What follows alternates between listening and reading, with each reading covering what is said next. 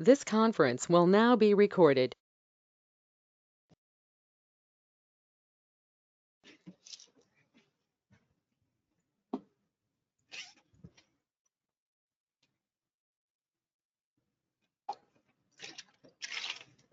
Good afternoon, students. Audible? Yes, ma'am.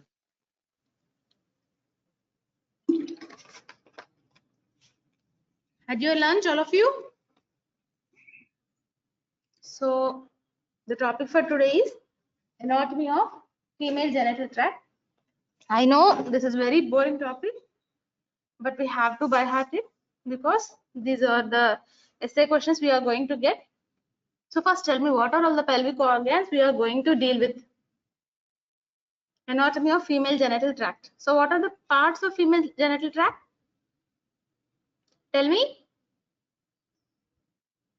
Starting from the lower. One of you answer me. What are the parts of female genital tract? Okay, fine. I'll carry on.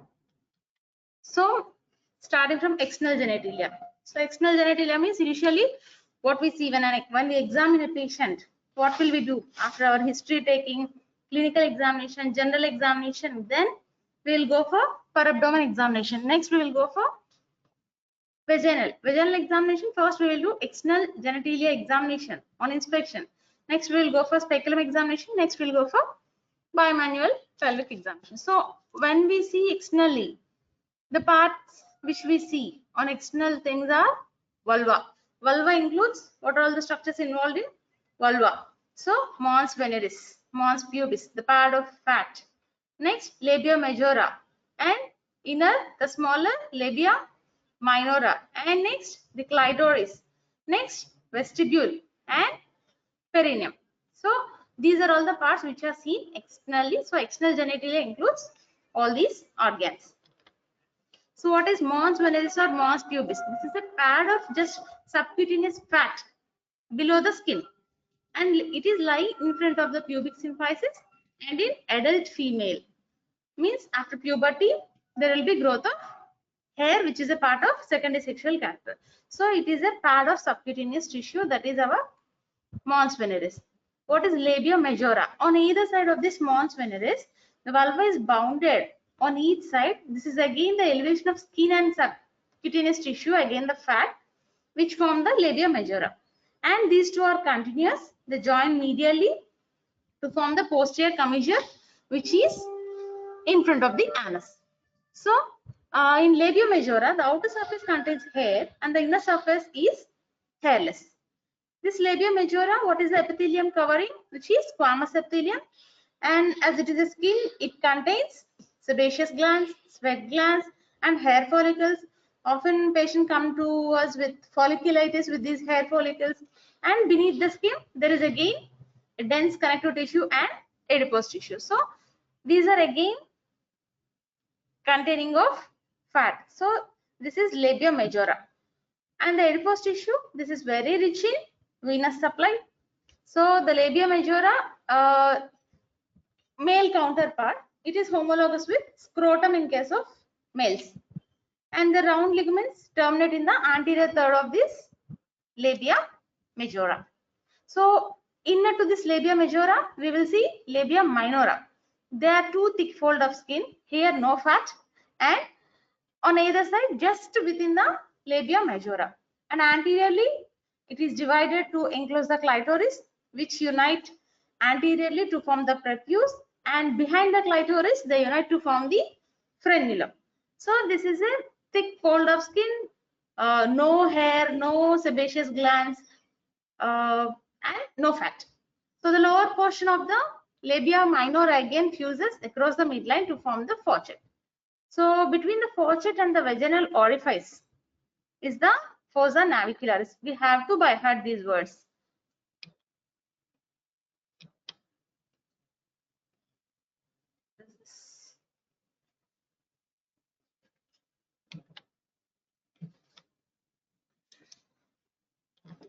Okay, fine. The labia minora do not contain any hair follicles. This fold contains connective tissue, numerous sebaceous gland, and this is very sensitive area, has numerous vessels and nerve endings when we do episiotomy or suturing or some perineal tears after doing a vaginal delivery, when you take a prick in this area, it is extremely sensitive and the patient will wince of pain. So this has numerous nerve endings. And male counterpart, this is homologous with the ventral aspect of the penis. And next, the clitoris, it is within the minora. This is homologous to the penis in case of male. This is cylindrical erectile body. It measures about 2.5 centimeter, consists of glands, a body, and two crura. And its epithelium is squamous epithelium, and it is again very richly supplied with nerves. So male counterpart is penis. And next, the vestibule. This is a triangular space bounded anteriorly with the clitoris. Okay. Next, and posteriorly by the faucet. So this is a space, and on either side by our labia minora. So in this vestibule, in this opening, which is within the labia minora, anteriorly bounded by clitoris and posteriorly by the faucet, we have three main openings. One is urethral opening, we all know. So it is situated in the midline, just in front of the vagina. In the order also, the first one will be the urethra, middle with the vaginal orifice, and it is about 1 to 1.5 centimeter below the pubic arch. In this opening, the paraurethral ducts open either on the posterior wall of the urethral orifice or directly into the vestibule. Next, our vaginal orifice and hymen. So this vaginal orifice is in the posterior end of vestibule, and it is of various shapes and sizes. This is incompletely closed, like hymen. You all know hymen. It is a porous mucous membrane which is present in virgins, circular or crescentic in shape. See, in virginal, you can see like circular hymen.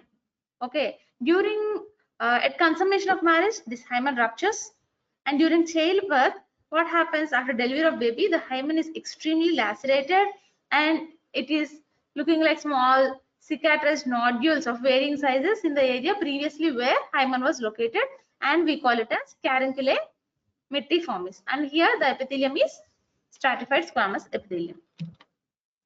And what are these Bartholin glands? These are glands situated in the superficial perineal pouch, posterior end of the vestibular bulb. So size of about peanut size, 0.5 centimeter, yellowish white in color, Bartholin gland. Okay. So during its role is during sexual excitement, it secretes mucus of abundant alkaline mucosa which help in lubrication, and the contraction of the muscle bulbocavernosus helps in squeezing out these secretions. So each gland has its own duct. Its measurement is about 2 centimeter. This opens into the vestibule outside the hymen, and this duct is lined by columnar epithelium, but near its opening it is stratified squamous epithelium. The Bartholin gland corresponds to bulbourethral gland in case of males. So its role is secretions. Next, vestibular bulbs. These are bilateral elongated erectile tissues beneath the mucous membrane of the vestibule.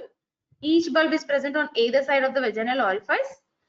These are homologous to the single bulb of penis and the corpus spongiosum in male. During childbirth, they are likely to be injured. If injured, there are chances of hemorrhage. Next, the perineum. Behind the perineum is bounded above by the inferior surface of pelvic floor, all the pelvic floor muscles. Below, so when we are looking from the top, the above thing will be pelvic floor, and below will be the skin of buttock and thigh, and laterally we will have these ischiopubic rami, ischial tuberosities, and sacrotuberous ligaments, and posteriorly the structure is coccyx. So this is a diamond-shaped space of bony pelvic outlet, and it is again divided into two triangles. The anterior triangle is urogenital triangle, and the posterior one is anal triangle. So both these triangles have a common base. Anteriorly, the urogenital triangle, this is pierced by terminal part of vagina and the urethral opening, and small perineal muscles are situated in both the compartments. The compartments are superficial and deep perineal pouch. So the superficial perineal pouch is formed by the deep layer of superficial perineal fascia, Pullis fascia, and inferior layer of urogenital diaphragm. So this is important question. What are the contents of superficial perineal pouch and what are the contents of deep perineal pouch? So the contents of superficial pouch include superficial transverse perineum, bulbocavernosus, ischiocavernosus. These two are paired muscles. Bartholin gland also we have two glands. So this is about superficial perineal pouch.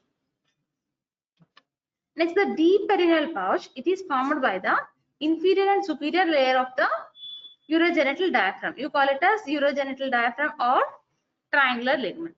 So between the layers, we have a potential space of 1.25 centimeter. And the contents of deep pouch are deep transverse perineal muscles, sphincter urethrae membranaceous, and both these contain vessels and nerves. So next, the anal triangle. This triangle don't have obstetric significance.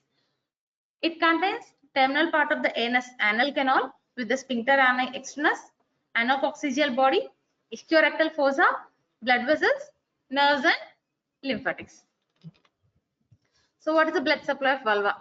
So two major arteries are internal pudendal artery branches, chief being the labial and transverse perineal artery to the vestibular blood, deep and dorsal artery to the clitoris. And next, coming to the femoral artery, branches include superficial and deep pudendal. So this is the main blood supply of vulva.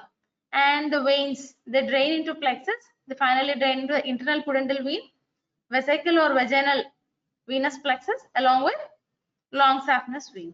And varicosities during pregnancy are not uncommon and may rupture during delivery also.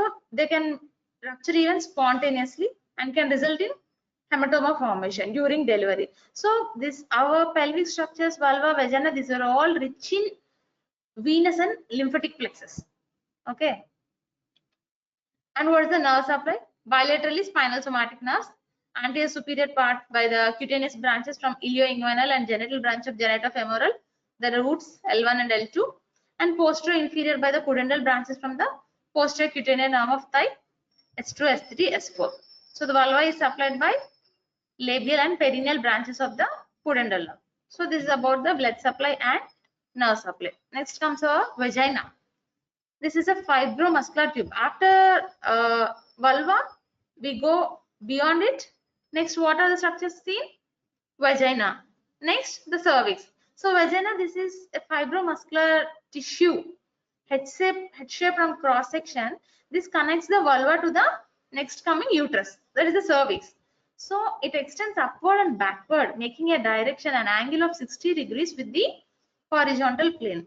And in vagina, we have two walls, anterior vaginal wall and posterior vaginal wall.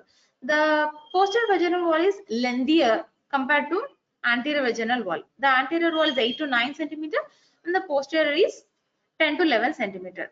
The vagina of an nulliparous woman is depth 4 to 5 centimeter at the lower end and twice wider at the upper end.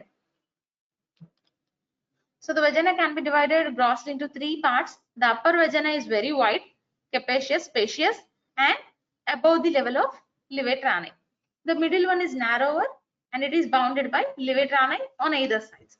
And the lower vagina, it is partially closed by the hymen and perineal muscles. Next, the vaginal vault. So after dividing the vagina into three parts, when you examine, when we do PV, what will you say? The uterus, whether it is normal in size or not, whether it is bulky, freely mobile or not, and we will comment about the fornishes. So we have two lateral fornishes.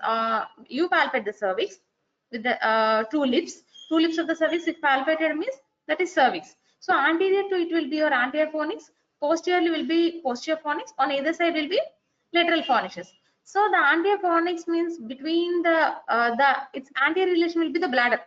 So it's related to the bladder and cervix in between. Posterior will be deepest and it is related to the pouch of Douglas beneath.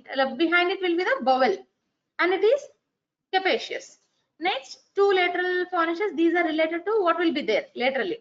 Broad ligaments, parametrium, uterine artery and ureter. So when you do PV, we will comment about the fornishes, whether they are free or shallow or deep, and we will see for the fornicial tenderness also. Means if there is tenderness in the anterior fornix, there can be some pathology anteriorly. If I found tenderness in the right fornix, there can be endometriosis or pelvic inflammatory disease in the right fornix, or some ethnic cell mass. If ethnic cell mass is there on the right side, I'll feel that shallow fornix in the right side. So fornices are also clinically significant.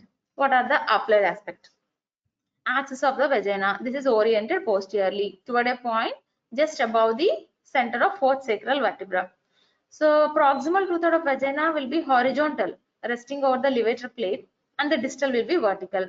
And one more condition, vaginismus. What is it? This is the most common cause of dyspareunia. Spasm of the sphincter vagina, levator ani. In severe cases, there can be even spasm of the adductor muscle. So vaginismus is one condition. One of the major thing about dyspareunia means painful coitus. Next, absence of rugosities means the vagina fibromuscular tissue, it has a lot of rugosities. So these rugosities are again under the influence of estrogen. If these rugosities are absent or less, means there is decreased estrogen, like in case of post-hysterectomy women or post-menopausal women. So these rugosities will be less in these conditions because lack of estrogen. And what about the mucosa of vagina? This is non-keratinized stratified squamous epithelium, and it do not contain any hair follicle and no sebaceous glands. The glycogen is deposited in the cells of the middle and superficial zones, so that is why it is going to stain brown when we apply Lugol's iodine. Okay, so the glycogen is responsible for this coloration. The mucosa is thrown into folds or rugae because during delivery it allows distension of the vagina. And the structure of the epithelium, vaginal epithelium, we have three layers of classification. The squamous epithelium is again divided into three layers. The superficial cells, see, they are very flat. And here we have the lower ones are pre-conified, later they become conified. Pre-conified cells are larger, okay, basophilic, pycnotic nucleus. Conified layers are here, pink, eosinophilic, okay, larger cytoplasm. Next comes our intermediate cells. What are they? Navicular, slightly larger than these. Okay, small nucleus. They have a smaller nucleus and basophilic staining. And basal and parabasal cells, they are smaller cells, relatively large nucleus, and basophilic cytoplasm. So we have layers when you go into the epithelium. So what is applied aspect? We have one thing called conification index. This is the percentage of the conified cells. And this is a simple method in assessing estrogen activity. So during menstruation, the dominant ones are basal and parabasal. Early proliferative phase and late proliferative phase, we will see this conified cells increases, and the superficial cells, conification cells, they will be higher because under the influence of estrogen in the proliferative phase of the cycle. In secretory phase, the intermediate cells will be dominant and this conification index will become lower again. And the vaginal secretion. So depends on secretion. This vaginal secretion won't be constant throughout the cycle. So breakdown of the superficial cells, this liberates glycogen, and this glycogen is acted upon by the codoleans bacilli, which produce lactic acid. So this is responsible for the acidic pH of the vagina. So, and this pH of vagina acidity is also not constant throughout all the ages. Okay, in upper part it will be alkaline because it is mixed with the mixture of cervical mucus, which is alkaline in nature, and lower half it will be acidic. But in a newborn till puberty, the pH will be around 4.5 to 7. 6-week old child, this is again under the influence of maternal estrogens. If it is a female child, 6-week old child, it will be around 7. Adult non-pregnancy, it will be 4.5. During menstruation, it will be higher towards alkaline, 5.8 to 6.8, because blood is again alkaline in pH. Okay, and in pregnancy, it will be acidic, 3.5 to 4.5. After menopause, no estrogen, no action on glycogen, and no dodeline bacilli acting producing lactic acid. It will be again towards alkaline, 6 to 8. So alkaline pH attracts infections compared to acidic pH. Acidic pH is one protective natural defense mechanism against infections. Okay, and few pathogens like Candida albicans, they grow more in acidic pH. Few like Trichomonas, they are favorable towards alkaline pH. So This pH changes based on the cycle and also the age group. Coming to the relations of vagina. So anteriorly we all know bladder, upper third bladder trigone and lower third urethra. Posterior relation, upper third pouch of Douglas, peritoneum, middle third rectum, ampulla, and lower third again perineal body. So anteriorly bladder, posteriorly bowel, right? So what are the lateral relations? The parametrium, cardinal ligaments are nothing but McEnroe ligaments, knee of the ureter. Next, urogenital diaphragm, levator ani, and the bulb of the vestibule. So these are the lateral relations. See, this is the uterus, parametrium, ureter, uterine artery. Okay. So anteriorly we'll see is bladder and posteriorly we'll see is rectum and all pouch of Douglas. So what is this squamo-columnar junction? What is its significance? So this is important. This is also known as transitional zone.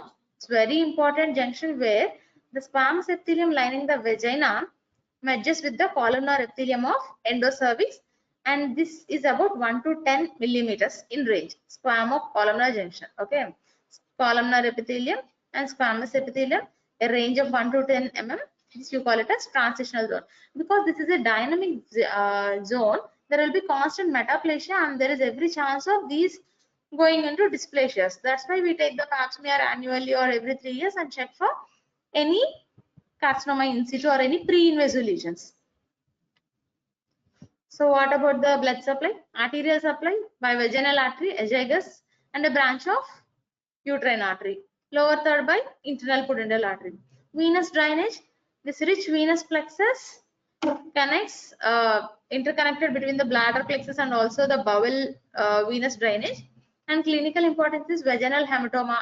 If there is any trauma during childbirth or trauma, so there is chance of vaginal hematoma. And one more importance is metastasis. In case of endometrial carcinoma or endometriosis, there is every chance of retrograde spread to vessels, veins, and vaginal lubrication also during coitus. Nerve supplies pudendal nerve. Next, lymphatic upper third is similar to that of cervix, and lower third of vagina is same as vulva. Next comes our uterus. This is a hollow. Inside it is hollow, pyriform, its shape, muscular organ situated in the pelvis between the bladder anteriorly and the rectum posteriorly. And the position, how is it located? Anteversion and anteflexion. Anteversion is its relation with the vagina, anteriorly inclined. Anteflexion is the body with the cervix. It is again anteriorly. The most common thing is anteversion and anteflexion only. Retroverted and retroflexion is rare. And sometimes it can be inclined to the right or inclined to the left. You call it as dextrorotation and levo-rotation. These are also rare conditions. You call it them as uterine displacements. Next, what are the normal dimensions? Uterus longitudinally 8 centimeter, 5 centimeters wide, and the walls are about 1.25 centimeters thick. Weight in non-pregnancy, normal adult uterus, it is 50 to 80 grams. And what are the parts? The body or corpus, only body. Next the isthmus, and next the cervix. Major parts. The body or corpus, it is again further divided into fundus. Fundus is the part which lies above the level of fallopian tubes. So these two are fallopian tubes, ostia, and the part above this you call it as fundus.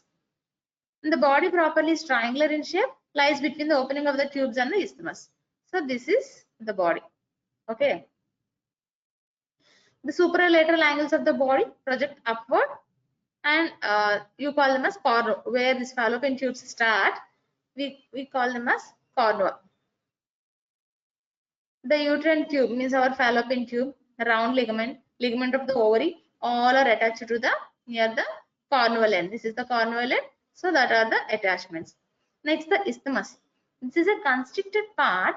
It measures about 0.5 half centimeter, situated between the body and the cervix. So between the body and cervix, we have this isthmus. Okay. It's limited above by the anatomical internal os and below by the histological internal os. We have external os of the cervix, what we see during examination, speculum examination, but internal os Anatomically, we have one type, and histologically, we have one more internal os. So between those two length, you call it as isthmus. Next, the cervix. It extends from the histological internal os and ends at the external os. So internal os to external os. It is cylindrical in shape and its length is 2.5 centimeter in diameter, both diameter and length. And cervix can be divided into supravaginal part and vaginal part. Supravaginal is lying above the vagina. Vaginal part is vagina, lying within the vagina. Both are 1:1, 1.25 centimeter and 1.25 centimeter. In nullipara, the external os will be completely closed. She never underwent a vaginal delivery. It will be like a tip of nose, circular, pinpointed.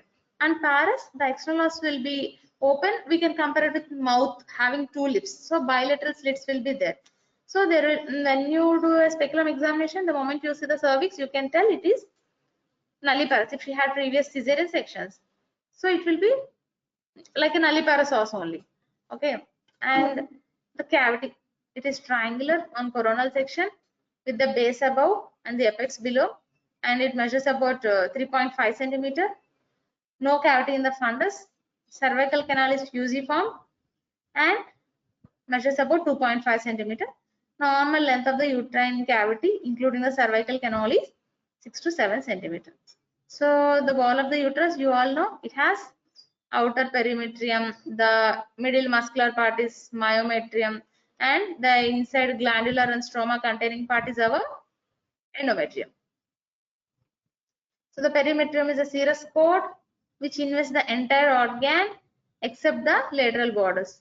Myometrium, this is mainly muscular, thick bundles of smooth muscle fibers held by connective tissues and arranged in various directions. During pregnancy, we can clearly see the distinct three layers. The outer layer will be longitudinal, middle interlacing, and the inner circular. Endometrium, this is the mucous lining inside of the uterus. This is called endometrium. Consists of lamina propria and surface epithelium. Surface epithelium is a single layer of, here the epithelium is, we have to remember all the epithelia. Ciliated columnar epithelium. Lamina propria contains stromal cells, endometrial glands, vessels, and nerves. So the glands are simple tubular and lined by mucus secreting non-ciliated columnar epithelium. Endometrium is changed to decidua in case of antenatal during pregnancy. So what about the cervix? Mainly composed of fibrous connective tissues. So the smooth muscle, on an average 10 to 15% will be smooth muscle fibers. Only the posterior surface of the cervix has got peritoneal coating, that is with the pouch of Douglas. So what about the epithelium of the cervix? Endocervical canal and glands. Remember this thing. There is a median ridge on both the anterior and posterior surface of the canal, which form transverse folds called arbor vitae. So there are ridge-like folded fibers, which you call it as arbor vitae uteri. And here the canal is lined by columnar epithelia with basal nuclei. So the glands are again complex racemose type and lined by secretory columnar epithelium. Everything is columnar epithelium only. Next, the portio vaginalis. This is covered by Stratford squamous epithelium and extends right up to the external os where there is abrupt. That is our squamocolumnar junction. Stratford squamous again to the columnar. Our transformation zone or transitional zone is 1 to 10 mm. We all discussed. So the zone consists of endocervical stroma glands and also it is covered by squamous epithelium of vagina. This is a dynamic zone. I told you it is not static. So the place where there is dynamic zone and repeated formation of newer cells or metaplasia, this is again under the influence of estrogen. So that is why or even simple infections or trauma where there is constant irritation, these are all the preponderant factors for going into dysplasia and malignancy. So more chance of dysplasia and carcinoma is in situ or even the invasive carcinoma at the level of our transformation zone. So to catch the disease even before going into the invasive malignancy, to catch the carcinoma in situ and pre-invasive lesions, we do sexually active women pap smear. What about the arterial supply? Uterine artery. We have two uterine arteries, one on each side. The artery arises directly from the anterior division of the intra-iliac artery and in common with the superior vesical artery. What are the other sources? Ovarian vessels and vaginal arteries also give, and they form anastomosis, uterine ovarian anastomosis. And the uterine artery crosses the ureter anteriorly 1.5 centimeter away at the level of internal loss. So that's why when doing hysterectomy, one of the steps is ligation of uterine artery on both sides. So you have to be careful so that you are not going to involve the ureter in this clamp. And what about the venous supply? The venous channels correspond to arterial course and drain to the intra-iliac veins. Okay, it's a uterine artery directly from the aorta and again dividing into the uterus, vaginal arteries, ovarian vessels. So there is anastomosis between all these vessels. This is the area usually where anastomosis is located. Now supply sympathetic is T5 and T6. Next T10 to L1 spinal segment, sensory segment, and somatic distribution is T10 to L1. Parasympathetic we all know S2, S3, S4, and the cervix is insensitive to touch. When you are doing cervical biopsy or when you are suturing a cervical tear, so this is not sensitive to touch and heat. So the patient won't wince of pain that time. When you touch the vaginal skin, means the perineal skin in suturing the episiotomy, the patient will shout of pain. But when you are doing something on the cervix or you are taking a punch biopsy on the cervix, the patient won't shout because it is insensitive to the touch and heat. Okay, so also when grasped by an instrument, it is not that pain sensitive. So the uterus also changes with the age. At birth, the cervix is longer than the uterus. In childhood also, the proportion is maintained like 2:1. And at puberty, uterus grows bigger. So the ratio is 1:2. Following childbirth, is still bigger, becomes 1:3. After menopause again, the uterus atrophies and the overall length is reduced. The wall becomes thinner and less muscular and more fibrous. So because of the hormones won't be there after menopause, estrogen will be deficit and there will be atrophy of all these structures. Next comes our fallopian tubes, two fallopian tubes, paired structures, each measure about 10 centimeters, 4 inches and situated on either side of the uterus in the medial 3/4 of the upper free margin of broad ligament. Okay. Each tube has two openings. You all know the one opening is uterine opening, that is 1 millimeter, and next the pelvic opening into the peritoneum. Pelvic opening or abdominal ostia, it is about 2 millimeter in diameter. So it has 4 parts in the fallopian tube. So this is uterine ostia. This is abdominal ostia. So we have 4 parts. One is intramural or interstitial, that is within the uterine wall. This is also called cornu. It is 2.5 centimeter length and 1 millimeter in diameter. Next comes our isthmus. See, this is 2.5 centimeter length and 2.5 mm in thickness, diameter. Next, the ampullary part. The ampullary part is wider. It's about 5 centimeter in length. Next, the infundibulum, where the fimbria is present. It is about 1.25 centimeter long and the diameter is bigger, 6 millimeters. So the abdominal ostium, this is one. This is surrounded by radiating fimbriae. Okay, you call it as fimbrial end, and one of these fimbria will be longer. You call it as, and it is even attached to the outer pole of the ovary. You call it as ovarian fimbria. So when the egg is released from this ovary, here the fimbrial end catches the ovum and it travels there. The sperm travels like this from the uterus into the fallopian tube and fertilization after somewhere here again gets implanted in the uterus. So this is the fimbrial end. So about the structure, it has 3 layers: serous layer, tube, fallopian tube, serous layer, muscular layer and mucous membrane. Serous layer consists of peritoneum on all sides except along the line of attachment to the mesosalpinx. Except its peritoneal border, serous is present are all. Muscular, we have 2 layers, outer longitudinal and inner circular. Mucous membrane thrown into longitudinal fold. Here it is columnar epithelium, partly ciliated. So ciliated columnar epithelium, in between we have pexels also. But in tube there is no submucosa. So it is not that tough. Like in our ectopic pregnancy, if there is ectopic pregnancy, it means outside the uterus. Implantation somewhere occurred here, here, here.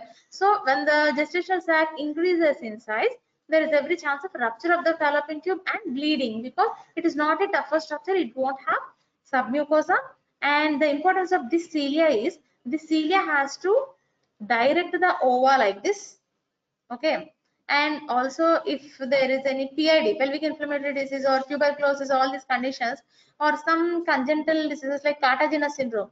So the problem is with the cilia. Improper ciliary motility again is a cause for this infertility and also ectopic pregnancy. So cilia role is also important. What are the functions of fallopian tube? We discussed transport of gametes. It has to transport the sperms and also the ova, and it has to facilitate fertilization and survival of the zygote through its secretion. So the formed zygote has to be survived. All these form the role of fallopian tube. So what is the blood supply?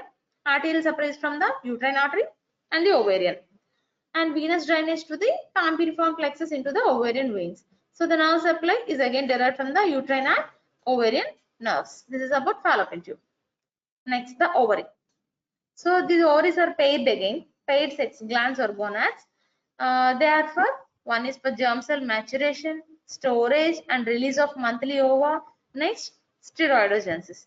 So the oval in shape, we all know the ovary shape is oval and pinkish grain color.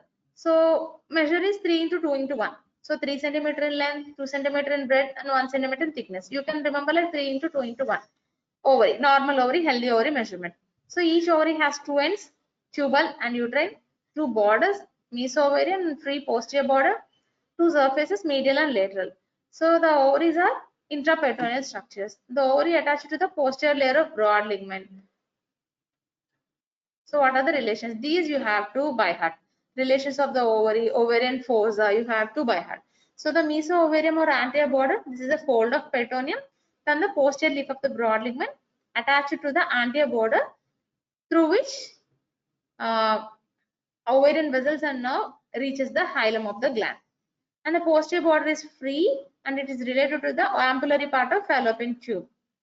Next, the medial surface is related to the femoral part of the fallopian tube, laterally in contact with the ovarian fossa on the lateral pelvic wall. So the ovarian fossa is related superiorly to the external iliac vein, posteriorly to the ureter and intra-iliac vessels, and laterally to the peritoneum separating the obturator vessels. So ovarian fossa is where located. What are the structures? The ovary is covered by a single layer of cubical cell known as germinal epithelium. The substance of the gland consists of outer cortex and inner medulla. So you all know outer cortex is the one where our germinal epithelium grows, the primordial follicles, maturing follicles, graphical follicles. So all these follicles will be seen in the cortex. Inside the medulla, you will see all the blood vessels, nerves. Okay. So the cortex consists of stromal cells which are thickened beneath the germinal epithelium to form tunica albuginea. And the structures include growing follicles, primordial follicle, mature follicle, antral follicles. Okay. And the atresia of the structures results in formation of atretic follicles. Next, corpus luteum and corpus albicans. So this is about medulla. This is loose connective tissues. Few unstriped muscles, blood vessels and nerves will be seen inside. This is the cortex outside where the follicles are forming. This is the medulla inside. So there are small collection of hilous cells also which are homologous to the interstitial cells of the testes in medulla. So ovary arterial supply, ovarian artery. This is a branch directly from the abdominal aorta, and venous drainage is through pampiniform plexus to form the ovarian veins which drain into the inferior vena cava on the right side, and left side it will be into left renal vein. We all know. And now supply, sympathetic supply comes down along the ovarian artery from T10. Ovaries are sensitive to manual squeezing. Okay. Yeah, done. I think now you have an idea about the anatomy. Please practice anatomy with diagrams, and of course you have to by heart all these relations, structures. We have only uterus, fallopian tubes, ovaries, vulva, vagina. So we deal with only basic these structures. Of course, uterus anatomy is very important. If you get a question like all female genital tract, you have to mention everything. One more important thing is our transformation zone and this epithelial vaginal epithelium layers. This pH thing you have to, this is important. Next,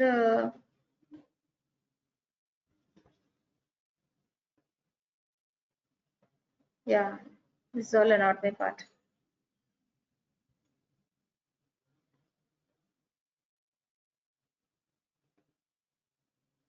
You have to, in physiology of menstruation also, you have to practice this diagram, how these follicles are growing and all.